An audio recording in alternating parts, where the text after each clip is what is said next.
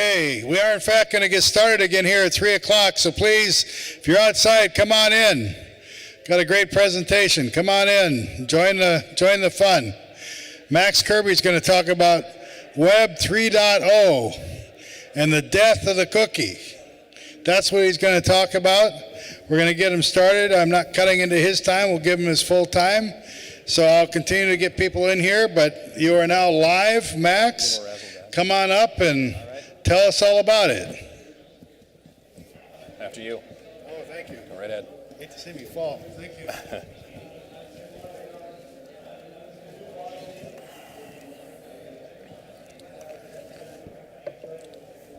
Okay, let's see if this is all set to go. Great. So hi everyone, my name is Max Kirby. I head up Customer Data Solutions as part of Publicis Sapient. That's one of the larger communications firms, and we also have systems integrator capabilities, and we're really deep in cloud computing. I'm here to talk about a topic that's very near and dear to the day-to-day of my job, which is helping large enterprises understand how to use customer data. As everyone in this audience knows, customer data and the cloud are starting to converge, so I'm going to get into that a little bit. But this is the type of conversation that usually I would ask for questions. Since we're live streaming today, there is a Twitter handle where I'll be pretty responsive if you guys have questions afterwards. Hopefully we can have a great discussion. So I'm going to get into it. There's a little bit of a preview just so you know that you're going to hear in this section. We're going to talk about the state of digital identity in the web today, a little bit about the history. We're also going to go into what the platforms are starting to do with data as a service, namely to differentiate their infrastructure as a service, specific to customer data. So that'll be the bulk of our chat. And then at the end, I'm going to show you some reasons why I think we need to redo cloud assessments almost across the board, because some of the changes that are happening to the cloud with relation to customer data are adding in this new category in any cloud assessment.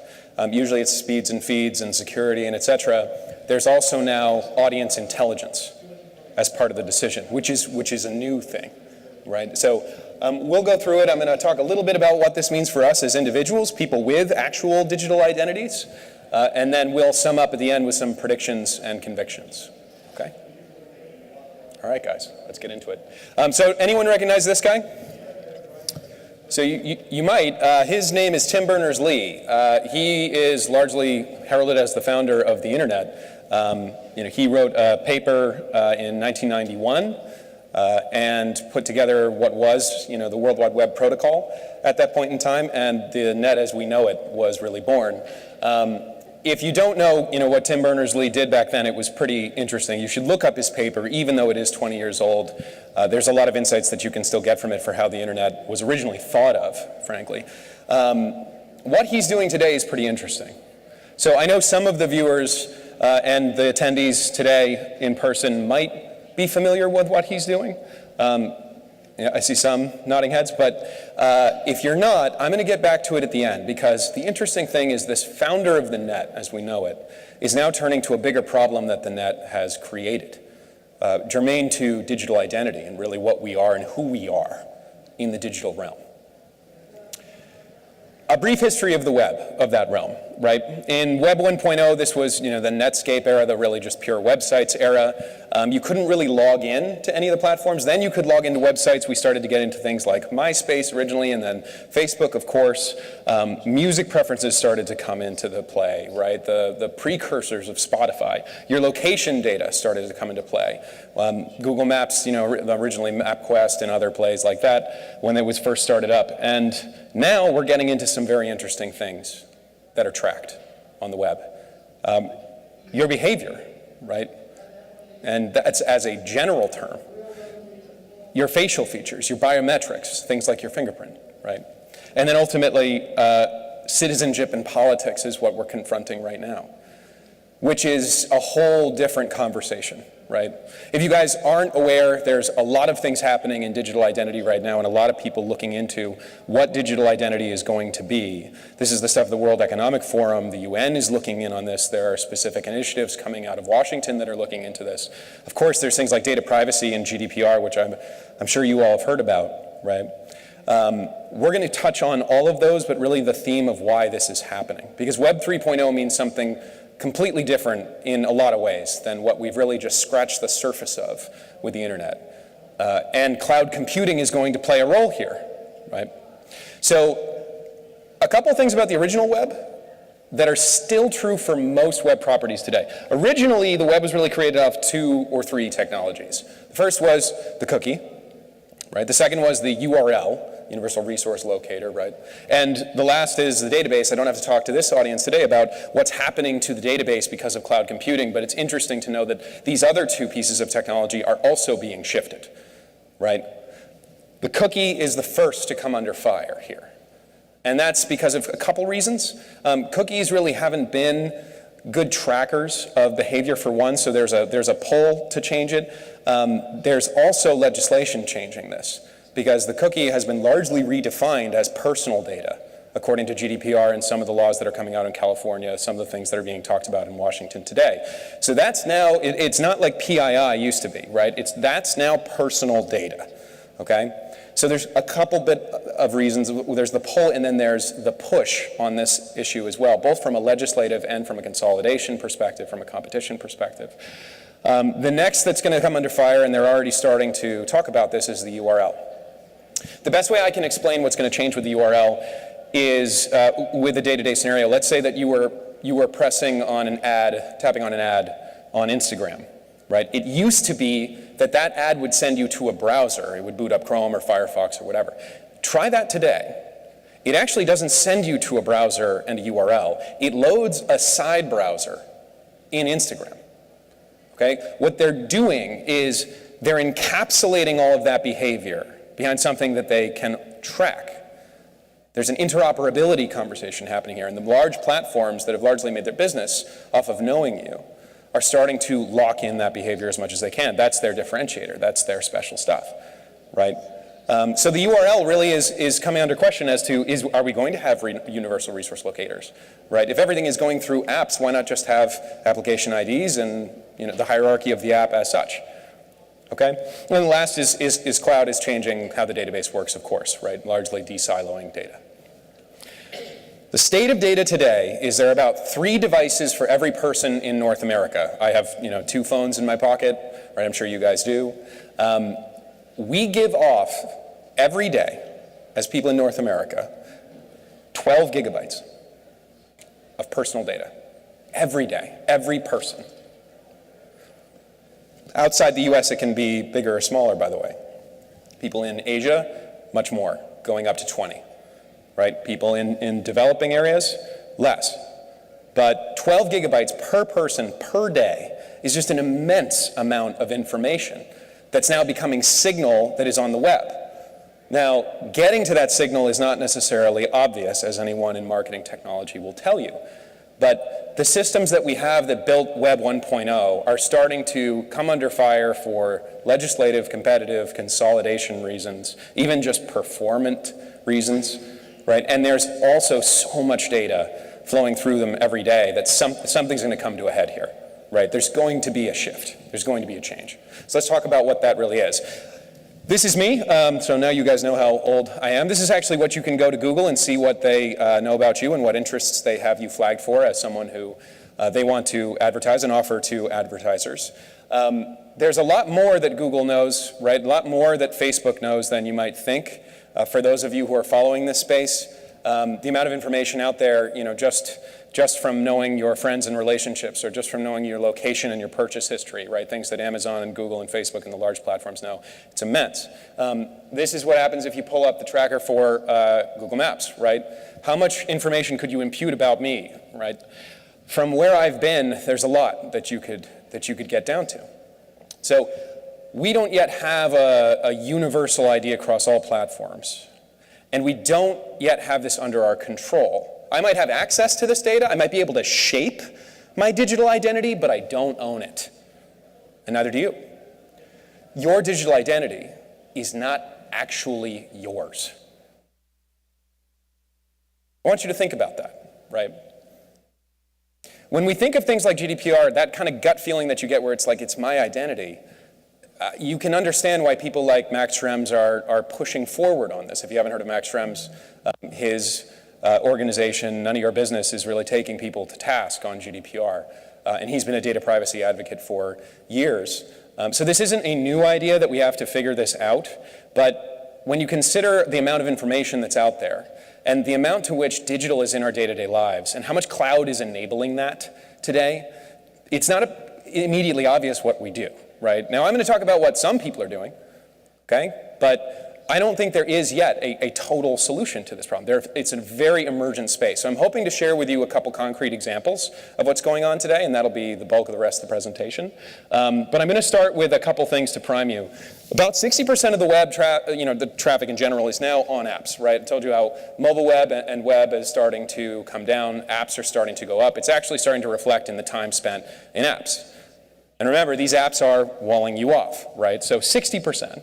44% of people between the ages of 21 and about 30 deleted Facebook after, in the wake of the recent scandals with Cambridge Analytica. And about half of the entire population of the world, right, 8 or so, we've got about 3.7 million people who are actually on the web, formally, that use the internet, right? We still have a ways to go here. So if you're kind of looking at this, the question is, how is this going to be resolved, right? People are already onto this thing where maybe we shouldn't be giving all the information out into the web, as evidenced by deleting Facebook after a major scandal. And yet, most of the internet is going through those apps. So what are we supposed to do here? There's a reason why this has not been a problem up until this point. I'm going to briefly mention this. There's been natural data silos that have prevented any one entity from kind of getting all of the information. Right? The reason why this has been okay is because it's kind of puzzled out. Not everyone has all the pieces.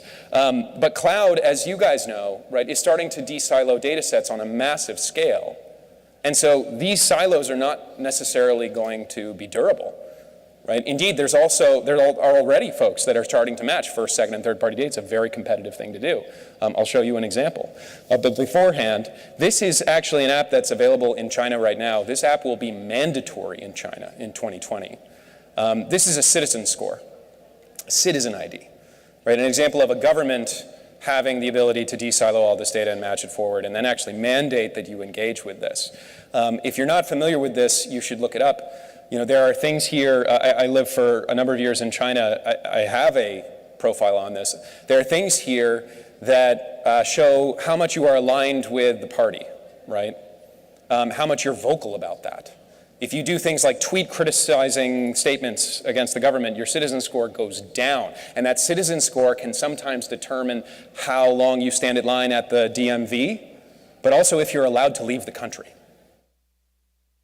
So this is becoming a much bigger thing than ads on the internet, even though those 12 gigabytes per person per day is creating one of the largest data sets and workloads known to man. And increasingly, right, both the number of people getting on the web, the amount of data being created by any one person, and the frequency of that data across time, they're all increasing, okay? This is not just the stuff of politics in other continents either, right? I think I won't go into the politics here, but I think why this whole thing rubbed people the wrong way in a serious way is because ultimately all this data that was exposed in the scandal was used by a consulting firm that helped Trump win the election, right? I'm not necessarily saying that we shouldn't use digital tools to do things like that. I think there are plenty of examples of people using social and other things in the right way, but this was a bit of a line for us. This really set us off. Because we don't have control over those identities, and we kind of all realize it all at once. We're putting all this information out, and we don't have it. This is shifting in general for these reasons, and because who you are is one of the greatest single advantages that you can have. If you want to make, the Googles and the Facebooks and the Amazons, they're all premised on this idea of knowing what people want to search for, what people's relationships are, or what people's purchases are. Right? It's one of the uniting factors between all of these players, and the other one is cloud. These are the current platforms that are starting to look at this in a big way, right? It's the big three. Others are, but these are the ones who are starting to get public information out about how to resolve digital identities across first, second, and third-party data and offering that actually as a service, right? But it's not just them. There's also people who, companies that just have a lot of data. If you can look at the average enterprise and say, how much data do they have? If it's a lot, they're probably looking into things like data productization or data monetization, right, to create a new revenue stream on their books. And some people out there in the market have really clean data. right? Any business that's involved in tax returns, people don't lie on those systems, right? There are consequences for that. So there's very good, very high signal data. Some of the examples I can share with you outside of the cloud category. Amex Advance is one for advertisers, Verizon, AT&T, right? These companies all have a lot of data. And so they're creating data monetization offerings in order to open up new revenue streams. When we look at this, from a step back perspective, I'm going to try to take it back to kind of what's happening in 2018 for a moment. These are the common use cases for putting first, second, and third party data, customer data into things like your marketing. When Nielsen polls CMOs like this, they break them out into different categories. What's important and then what's really in focus for 2019 is what you're seeing. If you're not in the ad tech or martech industry, you may not know some of the alphabet soup I'm about to throw at you, but if you are in, you know exactly what I'm talking about. Third-party data is handled by something called DMPs, okay? First-party data, usually CRMs, that's the Salesforces of the world. An example of a DMP would be, Adobe, right? The thing is, getting all of it into one system is really what you need to do to resolve identities across these data silos and get good signal. And there's no real system in the market that's aimed at that currently that you might have heard of, unless you're looking into the customer data platform space. Right? And almost every company that's a DMP is looking into how to build a CDP. Every CRM company is looking how to build a CDP. Everyone knows this is the grail, right? To get all of that data into one spot, de-silo it, find the signal, and then use it. That ultimately will hurdle this problem that we've had, because while third-party data is highly usable, usually it's anonymous. It's households, it's not people. It's data you can buy at the aggregate level. First-party data that you collect, usually that's pretty clean or usable, right? It reflects your existing customer base. And usually you have a lot of parameters on there that aren't present in things like third-party data. The issue is that that's the data that data privacy applies to. So on the one hand, you have data you can use freely, but it's not as useful because there's not as much signal. And on the other side, you have data that you have to be very careful how you use, despite the fact that it has probably great signal. So there's no best of both worlds situation right now, and that's what CDPs are really aimed at. One of the ways that this is starting is taking data and using someone else's universal ID, second-party data, to find that bind. So the Facebooks, the Googles, the Amazons, the companies that actually have real universal IDs with an ID for everyone, right? That's what we expect to really tick up in usage to get this signal across the different sets. This is already happening, guys. This is not the stuff of theory. There are already offerings that can put together different data silos in Google. There are already offerings, not already, and I shouldn't speak too much to this, but there are things that, the other platforms, including Amazon, right? How many of you shop at Whole Foods, right? Are looking to bind all of this data together and use it for getting people signal and attribution and measurement and things of this nature. Right? And then there's also this that could happen, right? This could be very interesting. I have a lot of interesting anecdotes about what you can do to understand customer behavior through gamer data. Gaming is bigger than Hollywood at this point. What you do to play games, who you are in that digital world, is really a good representation of who you are in many ways. It's even better than some of the things that music can show us, right? But music is also pretty potent. Some of Spotify's offerings, right around what they can offer you as an advertiser, tap into things that only really how people are listening to music can show you about who someone really is. This is why I might show you what the information that comes out of my Google Takeout is, but I'm not showing you the playlists today because it just says too much about who I am, right? It's very potent data. So I want to kind of coin a new category here, signal as a service. And the reason there is because ultimately it's data as a service that's going to bring this to market, right? But what we're looking for in that data is the ability to get signal from our own data. Okay, you're using the universal ID, the graph database with all of those users at the major platforms to understand the value of your data and then what you can do in those platforms. That's signal. That's offering signal over the internet through a cloud platform, right? This is what's publicly available here. I'm not going to talk about, out of respect for our partners at Amazon, I'm not going to talk about what's going on there, but I mean, there are publicly available articles about all three of these plays. you can look at also the Open Data Initiative, where Microsoft is pairing up with SAP and Adobe and others that are very enterprise friendly to start to unite data sets, right? So a lot of this is coming to a head. This is what a clean room looks like on a cloud platform, so everybody can just quickly check it out. This is how you're going to be able to access information. I'm not going to go through all of this technically, but most people think these walls, the walled garden walls, are one wall. Whoop. Let's see if I can get it back. Are one wall, but it's actually two walls, right? And I want to also put people at ease here. If you're participating in programs like these, it's not like the information is going to your partner's universal ID. There'd be a lot of trouble if that were the case, right? Some people wonder, are the Googles and Amazons able to read that data? If you're familiar with the cloud space, that's not how cloud works, but it's especially important with things like customer data and data privacy, even stuff as simple as media data, right? Given that cookies are now redefined. What I want to do is, to make this real, I want to give you guys an example, because day to day we work with partners and with clients on how to do this, how to get all of the signal that you can from first, second, and third party data, whether or not it's a customer data platform. But it's a very hot space right now. I want to give you one quick example. This is a representation of a customer journey, so the story of someone buying a car, okay? Third-party data would provide us the anonymous data, right, usually. First-party data would provide us the specific data that we're collecting about that customer, anything landing on r.com and et cetera, right? The second-party data bind was very interesting because it allowed us to get all this signal out of both sides of the equation and say, that media impression there corresponds to this car owner here, right? It's very powerful information. When you step back and take a look and visualize this, the amount of psychology you could do on this, I mean, this is 3,600 different touch points digitally, buying a car. Now, you don't buy a car every week, right? So it's not surprising that there's a lot of buildup, a lot of research on the web.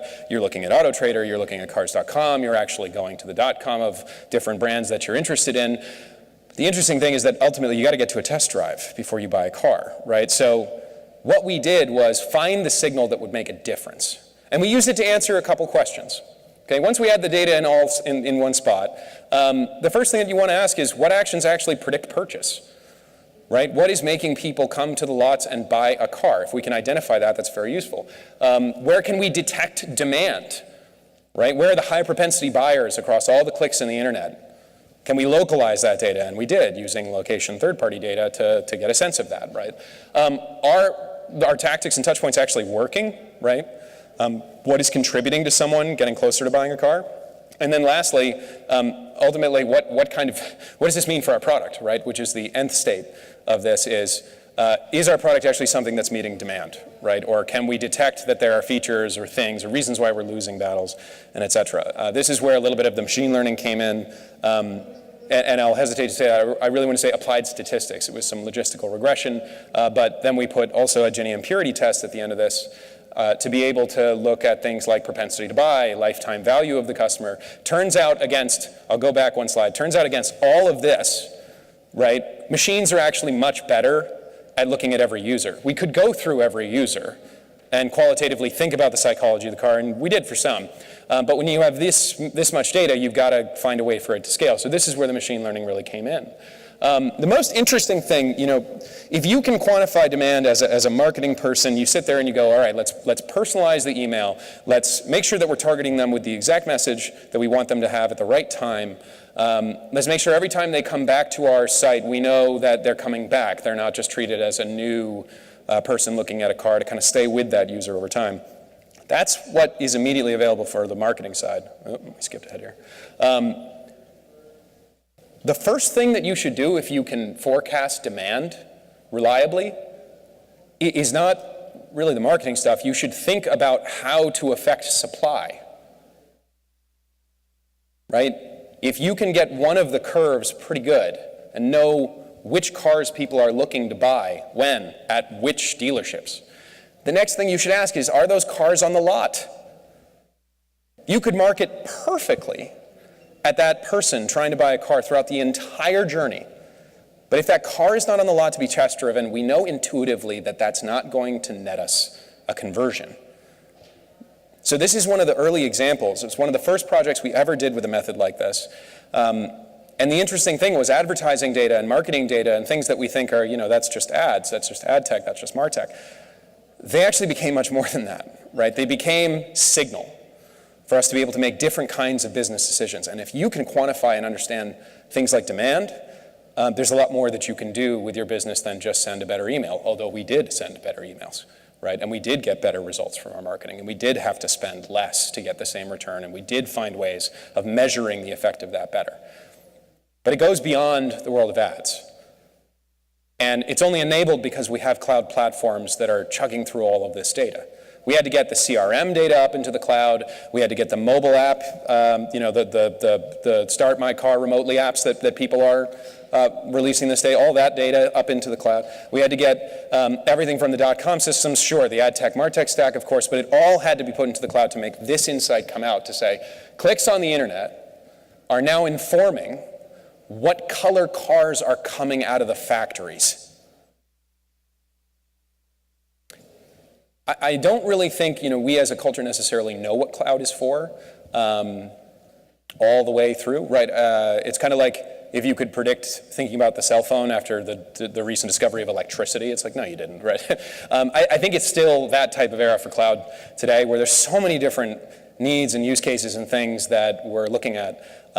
But this is one of the most exciting ones out there, is taking actual data about people, using it to understand what they want, and then fulfilling that demand in the most efficient way, right? Kind of coming back to the why of why most businesses exist. And it's no surprise, right? It's no surprise at all that the major technology heads are charging ahead at this space. This was just 2018, and there's a new article about this seemingly every week. Benioff got up at Dreamforce and said, we're working on a customer data platform offering. Bill McDermott, CEO of SAP, right, introduced C4HANA this year at Sapphire. I was actually in the audience. I was giving a talk there, and it was all about this topic. And then the keynote announced that was the direction that SAP is going, is the front office, because that's where the money is right now, right? The customer growth-driven movement is on. So it's not surprising to see all the major players in here, right? Even Oracle is taking something from Blue Kai and their CRM offerings, putting it together, right? Because we talked about DMP and CRM coming together, really doing the third and first. And then there are also pair-ups happening in the market. So Adobe has a very strong partnership with Microsoft to take the DMP information in Adobe and work within the cloud platform of Microsoft, right? Everyone's charging at this space for a reason, because it's one of the biggest workloads on the planet. Don't forget, 12 gigabytes per person per day is going through. These are humongous workloads. This is the problem with those workloads today. Right now, this is if you haven't seen this is the Lumascape for the ad tech and MarTech space, right? There's thousands of logos on this screen because up until now, we really didn't have a way of getting one view of signal. And so there are all these companies doing like just this little thing with location data, or just this little thing with foot traffic data, or just this little thing with mobile data. They're entirely viable companies, and they get bought, right, all the time, because it really is one of the biggest problems that we're trying to solve. A CMO looking at this stack, it's not immediately obvious where you should go, right? What's going to happen looks something like this.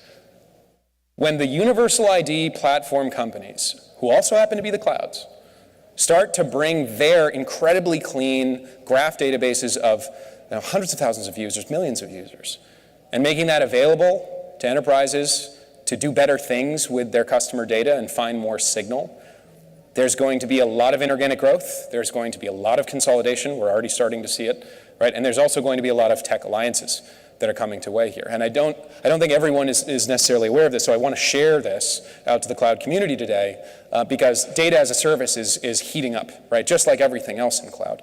But it's not something to sneeze at. Even in 2018, it's been a breakneck pace, even following the space as an analyst. This is what we think the future looks like, right? I want to be clear. I don't think there's any necessarily winners or losers yet. It is a very emerging space, but we look at it as you're going to have a system that works with all three, right? The multi-cloud era is upon us in this way, but it's also for customer data, right? And a healthy agnosticism can help you make the right decisions about which data is more useful for your business, right? Are you a CPG company who's looking to go direct to consumer and therefore Amazon's data is unbelievably useful to you, right? Are you a retailer, somebody who might compete with Amazon? And what you really need to find out is what people want, when they're deliberately looking for things. That's more about what search is, right? That's where Google might be your best buddy in that fight, right? You might have a really strong alliance if you're a retailer.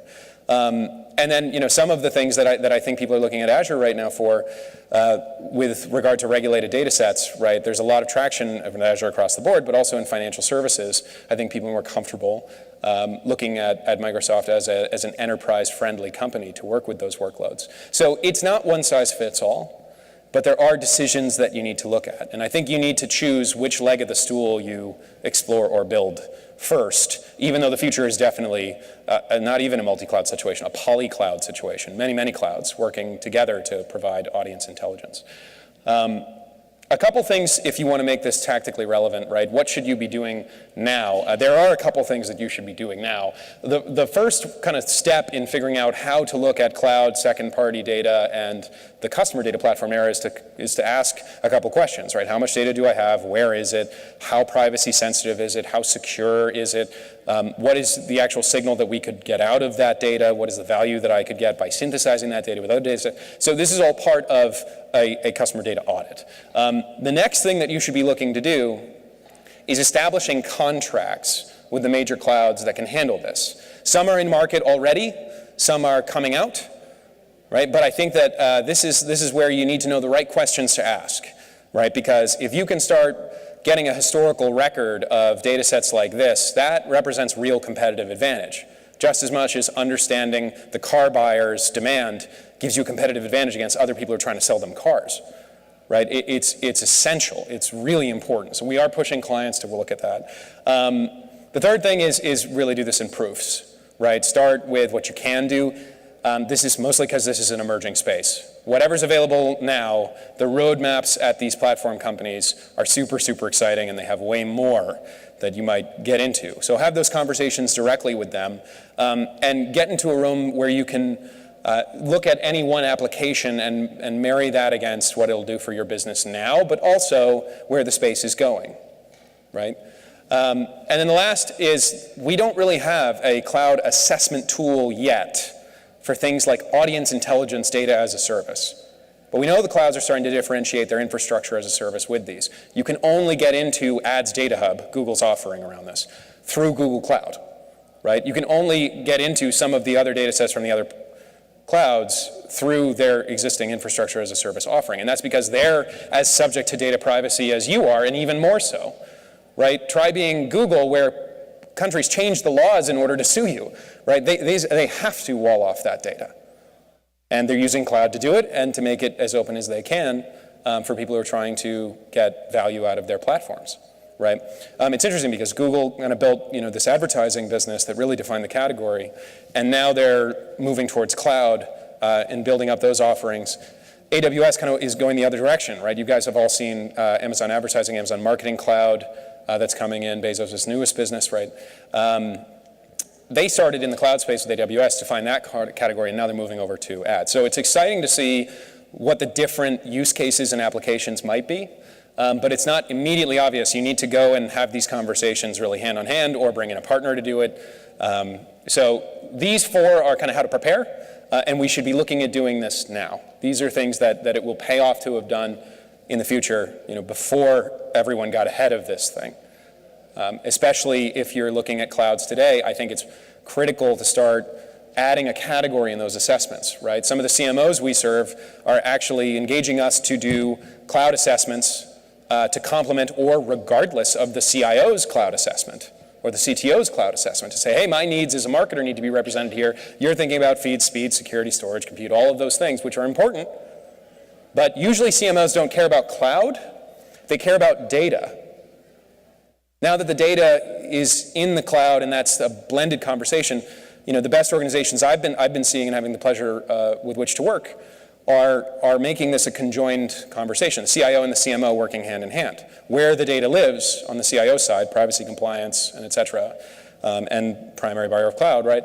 And what you actually do with the data on the CMO side to understand the market, to personalize customer journeys, to get better returns out of any marketing that you're doing, and if you do it right, to really start being able to forecast demand and doing way more than what we've come to know marketing as, right? The advertising marketing, that hasn't been a radar system in the past, right? It's starting to get to that point where now, our marketing clients are walking across the hall to the supply chain operations folks on the other side of things and dropping off estimations about what they need in different locations from things like ads data, right? So this is how to prepare for that world, but it is still emerging. And it represents a major competitive advantage if you can de-silo data sets, but also de-silo culture and people and departments to be able to work together, things that are more applicable to this word of business transformation, right? We all know how to de-silo data. Try de-siloing people. That's when it gets very, very difficult. A couple final thoughts here, guys. The first is, this is not going to stop, right? This is the first kind of blow against the cookie from GDPR in Europe, and you can see what happened, right? People started to walk away from these things like crazy. Consent management is going to bring the user into the conversation, and that isn't going to stop, right? We don't currently know what the Western world's answer is to the Chinese, universal citizen ID with consequences for your score, right? But this is on its way, and it's going to continue moving forward. The platforms are going to continue walling off behaviors and signals and using that to differentiate their clouds. Cookies are going to continue being used less and less, right? And every DMP that that's working with cookies today is looking at becoming a customer data platform. So this is more than just a secular or cyclical trend, right? What I want to do is conclude here on 3 recommendations or just predictions, convictions about the space. You guys, I'm not going to go through all of these, but what we heard today is that the platforms are starting to wall off customer data for behavior, that has massive implications in the ad tech, martech space, and implications for what that space that powers the internet today, that monetizes the internet, is going to mean for us in the future. And finally, CMOs and CIOs are going to have to work together to rerun a cloud assessment, or at least part of it, once these offerings are out there. So I hope that this has been helpful, enriching. From our space, this is what we do every day, so I wanted to show you guys a peek at some of the space. I'll leave you with just the thing that you should look up. There are some fascinating companies that are barreling down this space, the first, second, third party. You'll see a couple here. Brave Browser now with something like 4 million active monthly users is really impressive. What I would say is, if you want to take a look at something very interesting, and you're a developer, because I just recently did this and started experimenting, Tim Berners-Lee, I promised I would mention him again, founder of the internet, right? His new project is called the Solid Platform, where he's saying no one should be able to own your digital identity except for you. So he's creating a system of kind of small, nano environments that can handle this sort of thing. It's called the Solid Platform. You guys should really check it out. What I would recommend doing is getting your name. I guess this is kind of like when you started getting emails and you didn't get your first last name because everybody got it first. I would check that out.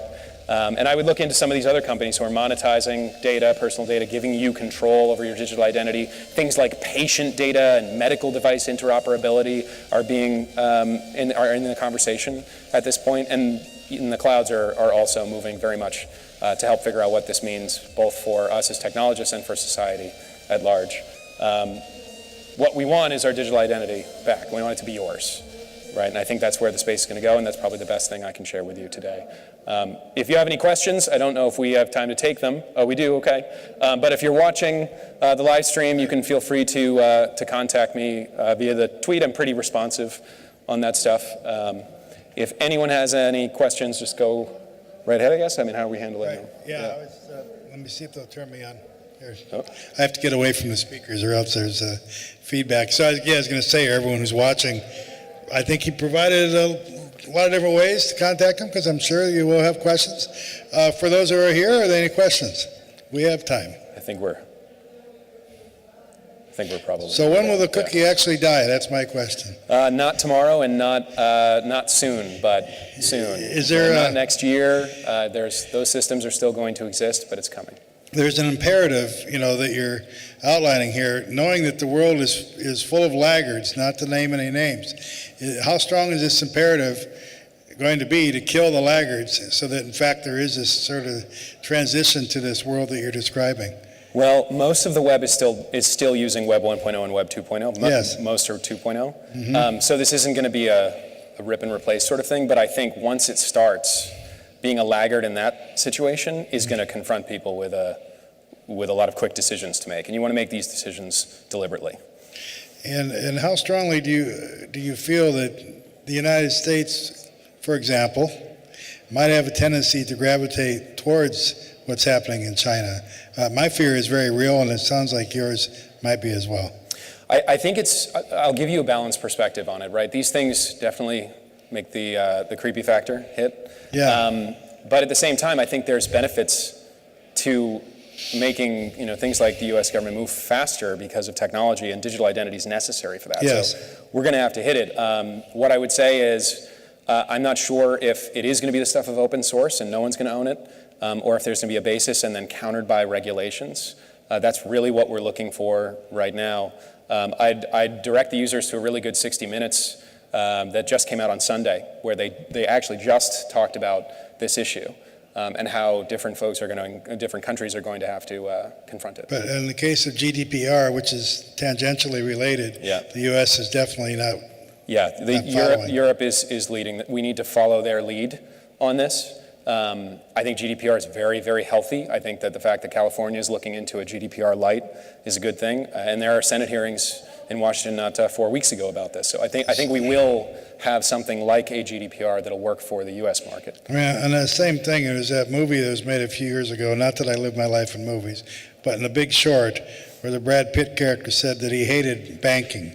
He used an adjective about banking. He hated it because it reduces everybody to a number. And to me, what was terrifying was that web chart, that spider chart of a typical profile of someone in China looks so innocuous and friendly. It really doesn't look. Yeah, it looks like checking a credit score, but almost like a workout app. So you're reducing people to a number, but we're so familiar with that. It's like, yeah, there's nothing wrong with that. Yeah, it's just a FICO score, which in itself is actually pretty onerous for a lot of people. But it seems like that's the thing, that this sort of bad things that people can do kind of sneak up on us like that because they don't look like they're so evil. Yep. I'd say that, a weird thing about me becoming someone in the technology space, I actually started in the philosophy world. That's really what.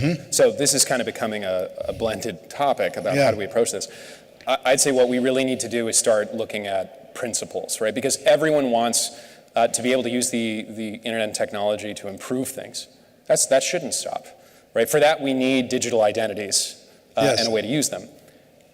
But do we have the principles in place to make it so that we actually own those identities or at least have enough control that we're not subject to things like identity theft, which continues to be a major problem. It's a huge problem, and it's addressed by a speaker earlier today. And then right before this, Andrew Keyes addressed the idea of digital identity, which is huge in the blockchain world. And so you have all these fears, but then again in the U.S., not to overly bash, but when you hear politicians speak of technology, it's terrifying. They just recently did this when Zuckerberg was summoned before Congress. And when you hear our politicians talk, it's terrifying. Well, they're not engineers.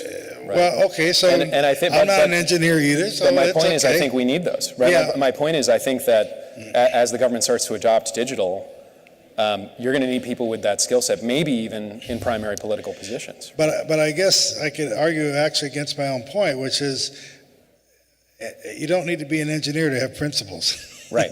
And you I think that's what you're advocating. Understand technology either. And what you can do with it. But right now, I think everyone here knows that what's happening with cloud, if you're not an engineer, you better know a couple, right? Because understanding it is something that you have to have the experience of. I don't know if we're going to see something like a digital party or if there's going to be a political transformation from the DNC and the RNC to digital platforms. But what I could tell you is that the World Economic Forum is all over this. One of their primary initiatives is justice in digital identity. I encourage everyone to check it out. The UN is looking into this. And there are other nonprofits that are starting to publish papers about this at a pretty rapid pace now that the laws are starting to become a topic. So I think that where we're going to confront this is going to be down the line. I don't think we'll have something, that soon, but confront it we will. Confront it we will, and the government is going to start having to use cloud Yes. to get to the point where even these data sets can talk to each other. And there's, there are plenty of people, I'm sure, are contractors in the room for the government. There's a lot of work to be done there. Yeah. Great. Max Kirby, thank you very much. Thank you very much for attending. Thanks for everyone. watching. Appreciate the time.